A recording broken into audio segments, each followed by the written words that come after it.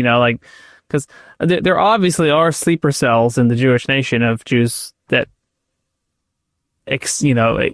quietly accept Christ as the Messiah. Like, that is a thing that exists and is happening. So it's like I could see scenarios where there's like very contentious things that are happening in regarding to these very sacred temple rites and things they're trying to rebuild and restore. Like, I can imagine scenarios where this could happen without us even being involved, So, who knows? It's going to be a sad story when it happens, though, for sure. Like, it's not, but it does refer to them, if I'm not mistaken, like, it refers to them as, like, having, like, the power of Elijah and, like performing miracles and whatnot. So, I don't know.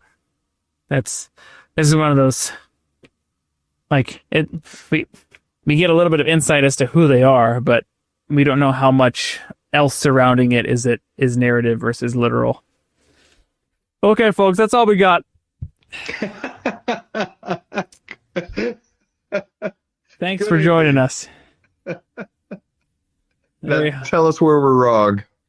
Hopefully we were able to raise many more questions about the Book of Revelation for you. That's We've the just beauty. muddied the water more. No? Well, this is what Come Follow Me. What's funny is we have this whole section of section 77, which is like the deepest doctrine of the Book of Revelation. Like, bam.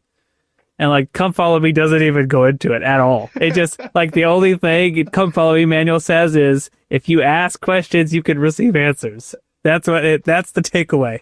So that's why we do what we do. Otherwise, we would be pointless. They wouldn't need us. The people wouldn't need us. The brethren clearly don't expect us to be like understanding any of this. So they're just like, just go and pray about it. You'll be fine. I will lead you along. Yeah, there you go. That's the point. Now the title makes sense. The brethren are saying to us, we'll just lead you along. Don't worry about it. I'm okay with that.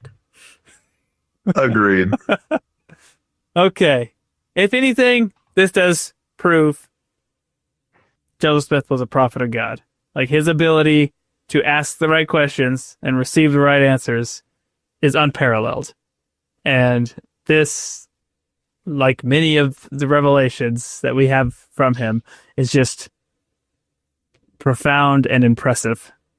And it's one of these things that you can read, discern, pray, and receive a witness of his divine calling. I testify to that in the name of Jesus Christ. Amen. Amen. And I'll just add to that we genuinely, we hope, and there are things that we do feel very strongly about their insight that we genuinely believe the Lord has opened up to us and revealed to us, not because there's anything special about us, but because we genuinely seek after and want to know. We want to understand. We love the Lord and we want to know these things.